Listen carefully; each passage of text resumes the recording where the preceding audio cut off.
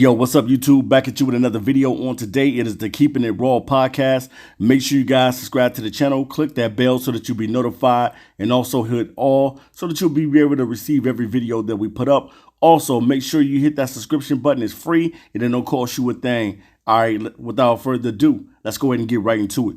All right, guys, Chicago Bears this week did something at the trade deadline that probably shocked a lot of people because Chicago is pretty much not having a great season this year. And we didn't know what type of season Chicago would have at the beginning of the season. You know, you thought that this would probably be the year that Justin Fields would break out.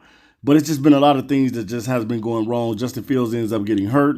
And now you got the rookie quarterback playing well for them. So that's a shout out to the Bears for that.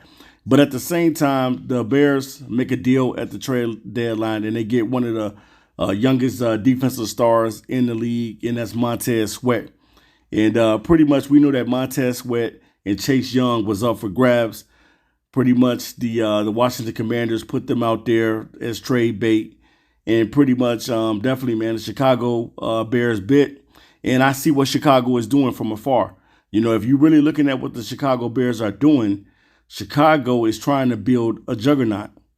And they're going out and getting the commodities and pieces to the puzzle to get this team together for the future to be able to start winning games. If you did not know, Chicago Bears in the draft right now have the number 2 pick overall. And not only that, they have the number 3 pick overall. So they can pick whatever player that they want in a draft. If they want to go out their quarterback and they want to dangle the keys of Justin Fields to the to other teams and say, hey, do you guys want Justin Fields? If you do, hey, give us these draft picks. Give us more draft capital.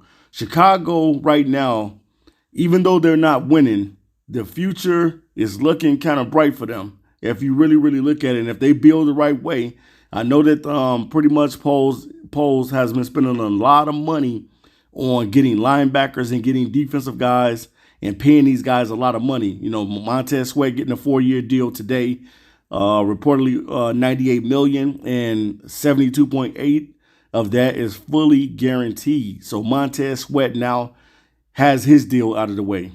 Now I don't know what type of money Chase Young is going to get, and I don't know what type of money. I'm sure that Nick Bosa is probably going to get paid a little bit more than what Montez Sweat has gotten paid. But Montez Sweat in his career, he has 35.5 sacks. He has like 47 tackles. He has like 85 some hits at QB hits.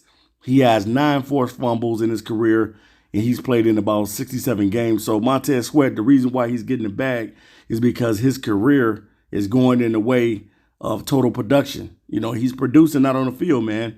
When you got that many sacks in a young career like Montez Sweat, then eventually, yeah, you're going to get the bag.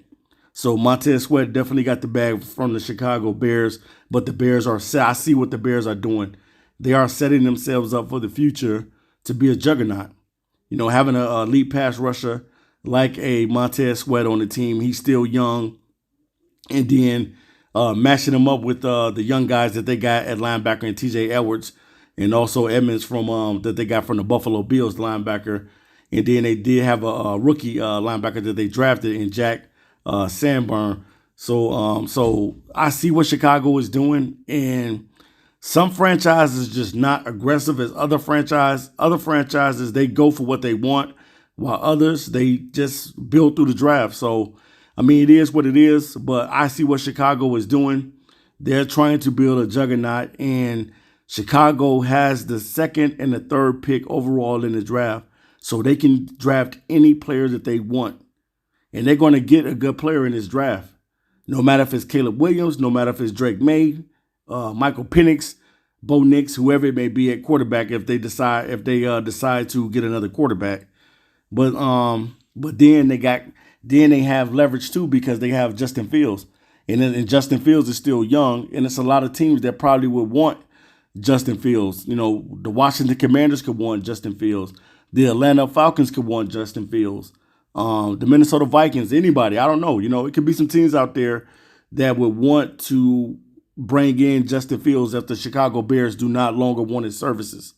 But I see what Chicago is doing from afar. You should see it too. Even though that they're spending a lot of money, and a lot of franchises would probably not do what Chicago is doing. Chicago is spending a lot of money on these guys. And hopefully it'll pan out for them, because they're spending a lot of money.